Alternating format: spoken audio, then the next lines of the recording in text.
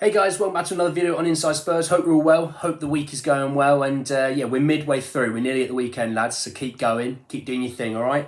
Yeah, just a quick preview. We've got a game. We've got a massive game, a London derby. All right, those are always very, very special. So we've got a London derby against West Ham. So we'll sort of be going through their sort of figures to date in terms of the week, the season.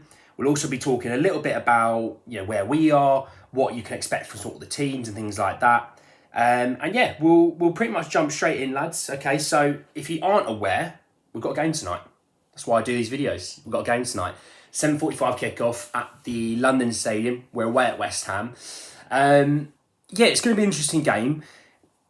I don't really look too much into sort of figures and stats when it comes to sort of Chelsea, Arsenal, West Ham, because form kind of just goes out the window when it comes to a derby. It's a really weird thing that you could be flying high, you could be absolutely rolling the league, right? And you're coming across against any team outside London and you're absolutely thumping them. But you could play at home to West Ham and lose, or you could play home to Arsenal and lose with no real reasoning that, let's say West Ham was 15th and Spurs were first, right? And we're absolutely rolling, they're absolutely falling. They could beat us 4-0. And it's one of those mad things about a derby that you can't put into words what it means for a team. Even if there's no real benefit in terms of league position, say it's at the end of the season, you play a London derby. It's a London derby. It's about pride. You want to play for the fans. You want to win for the fans. So I will talk about where West Ham are this season. I'll talk about Spurs where we are this season. I'm not really going to go into, in the last 10 London derbies, this is what Spurs are and this is what... No, it doesn't really matter to me. There's no correlation in my opinion, okay? So we are going to jump straight in and we're going to talk about the hosts. We're going to talk West Ham. That's who we're playing. I like to try and talk about them first and then kind of come into where I think Spurs are. So this season, 4 games obviously played. West Ham are struggling a little bit this year, and that's, to probably put it nicely, they're 17th, okay? So they're just above Bournemouth, Wolves and Leicester. West Ham played 4, won 1, lost 3, where they've conceded 5, which is not too outrageous, but they've only scored 1, which is a little bit outrageous. West Ham are a weird team. When you watch them a little bit, you watch them against Villa, and I'm going to be nice about this, they were boring. They really were boring. And West Ham fans will tell you themselves they were boring. I mean, Villa fans will tell you it was boring. It was a really naff game, okay? If you watched it, you probably had a lovely nap going through it and you woke up and realised that West Ham had won. West Ham have got some really good players, okay? That's not denying it. And Lucas Paqueta is going to be an unbelievable player. I mean, I was listening to, I think it was Julian Loren, the reporter, and he was saying, look, this is Brazil's number 10. This is their playmaker. West Ham have bought Brazil's playmaker. So, the whole... Let's sit back with 10 men behind the ball. It's not going to work for Lucas Paqueta. That's not his style. He is a guy that loves to get on the ball and he loves to use the ball. So, it will suit players like a Ben Rama or a Fornals or a Bowen, but they have to change the way they play, which is not really what they do. They like to stick men behind the ball and completely soak up pressure and counter-attack, which is not Paqueta's style of play. It's not Scamacca's style of play to be a hold-up player. He's not. Anyone that knows Scamacca, everyone knows that's not really his game. He can do it, but it's definitely not his game. His game is getting on the ball and using it like a Paqueta. I'm not saying the same player. Please don't think I'm saying that. What I'm saying is they are players that have creativity and have a bit of flair to them. So it'll be interesting to see what happens there. I don't expect Paqueta to start. I don't think he's going to be able to have trained, because I think he signed yesterday. Today we're playing, so they're probably not going to train. They'll probably do like some walkthroughs and have a look at maybe some film and things like that, but it won't be anything major. So I'd assume Paqueta will be on the bench. What I would say is he is a very exciting player, okay? He will really help West Ham a lot. I think they really lack some creativity. Bowen seems to have started the season quite slow. I know Antonio hasn't really hit the ground running. Scamacca's obviously quite new, so you can't really throw him in there. I think they were trying to move on from Ben Rama early in the summer, and Fornals, yeah, it's just a lot of good players. It's something that hasn't really worked this season. I don't really know why. Talking about sort of any injury concerns and things like that, like I said, Paqueta will be a player that probably be on the bench, okay? So Moyes apparently has no sort of fresh injury concerns. Ben Johnson did go off early against Villa with some tightness in his hamstring, so he'll be assessed before the game. If it's one of those ones where it's still a little bit tight, you're not going to risk it. He might be on the bench because you think you might need him for 10 minutes end of the game and he might be able to do 10 minutes, but you're not going to want to risk him if it's anything bad. So there's that. But he said, this is his quotes, by the way. He said, when you play a game on Sunday and you have a midweek game, it can take a bit out of you. I think everyone else we are like everyone else we are recovering. To have 3 Premier League games in a week is always an ask. It's going to test your squad and the players you have. It will test us, but hopefully we'll be okay. And he goes on to talk about, Paqueta, and he said he's not trained with them yet. We've only got paperwork done last night. We're also waiting on him to arrive in today because he has to go and get his visa, etc. So he may not actually be able to be in the squads. I don't really understand the whole visa thing sometimes. It is a bit skewed. So yeah, I think they'll have a fairly strong squad. I don't think West Ham have the deepest of squads in terms of certain positions. I would assume it'll be a fairly similar side to what you're expecting, really. I think I can kind of see Antonio coming in for Scamacca just because it's a London derby. Antonio's played in quite a few of these and he kind of can know, what to expect. But we shall see about that. I think West Ham are a team you can never take lightly. Never can.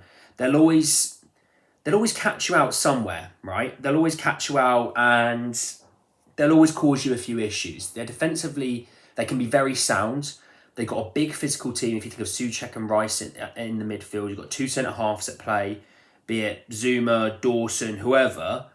You've got to take them seriously because if you don't, they can hurt you, okay? Now, we've had some good luck against them recently, but it doesn't mean that's the be-all and end-all and that's what's going to happen. I wouldn't sit there and think that, okay? So there's that. Now, in the last game they played, obviously, it was Villa away. It was 1-0. Hold me to that. Lineups they had playing that game. So Fabianski in goal. They've had, back 5 in a way. They're Cresswell, Zuma and Timo Kehrer, the guy they signed from PSG. They're the back 3. They had Emerson, the new left back from Chelsea, playing. And I thought he was actually all right. He looked pretty lively. And obviously Johnson was the right wing back. And obviously he's the guy who went off a bit early because of the hamstring. They had Fornals, Rice and Souček in sort of the midfield 3. And then Bowen and Scamacca were up front. So, yeah, we'll have to wait and see. I would assume Kufau will be in for Johnson. If I can't see him being too fit. I can see that being a very similar team. They won. They kept a clean sheet. I'd assume Kufau will come in. Fornals scored, so I wouldn't assume they'll drop him for, a Ben Rama or anything like that. I would assume Scamacca maybe out for Antonio, depending, potentially. I've only just realised they signed Maxwell Cornet, so that makes me think.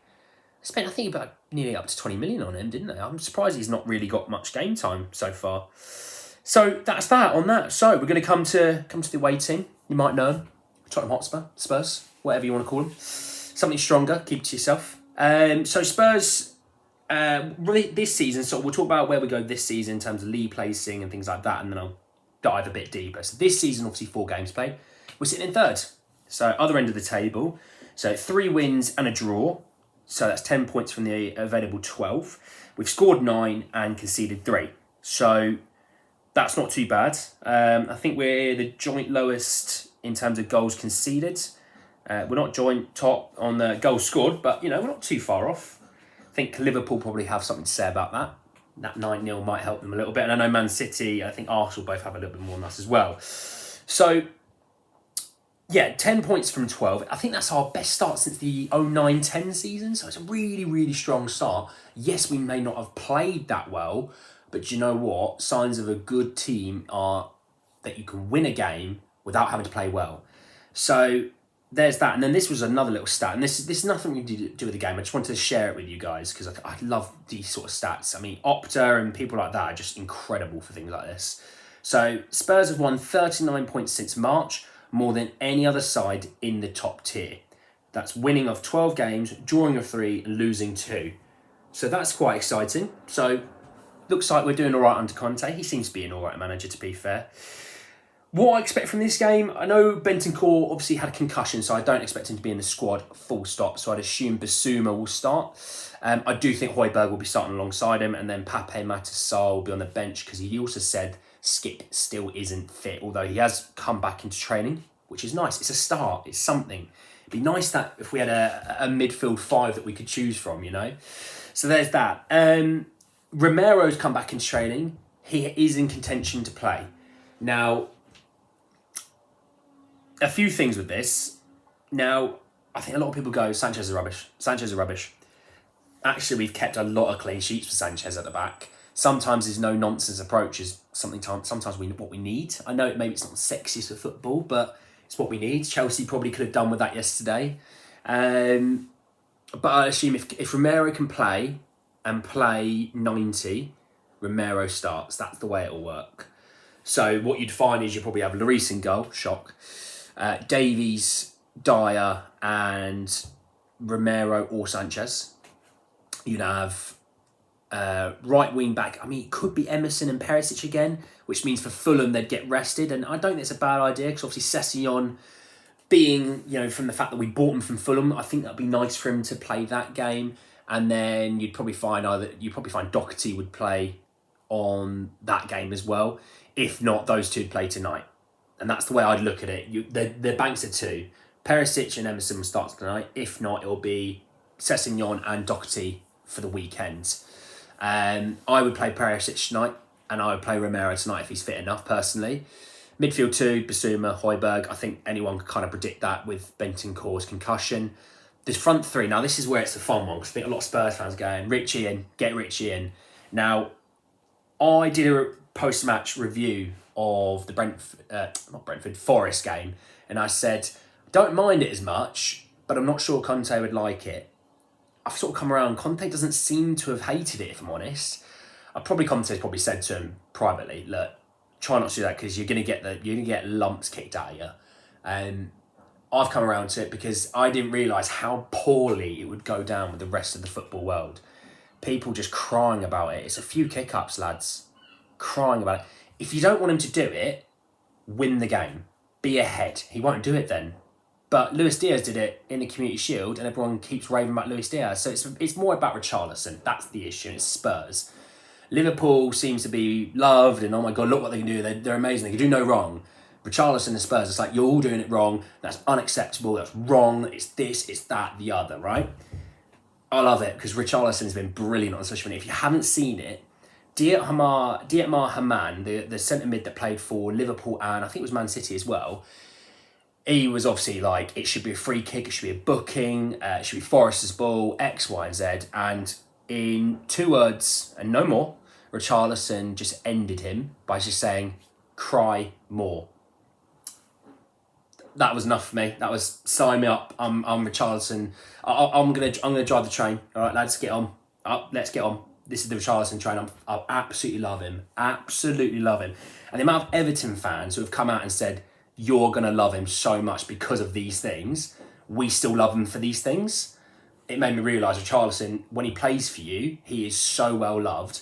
And I think Watford fans probably still quite like him for the fact they made 50 million out of him. So, you know, it's one of those things. So, yeah, I would if I had to pick a front three, I do think Kane could THFC start. And I'm in an R in about Son. Does he get dropped for this game? The only thing is with West Ham is they may sit back and we may need creativity from the wing. I know Richarlison got an assist, I know, but Son is, you know, better with, you know, delivering balls into the box and things like that. So I don't know. We'll have to wait and see. I'm going to sit on the fence, unfortunately, lads. I'm not going to tell you. I'm going to sit on the fence. I'm going to be awful and sit on the fence.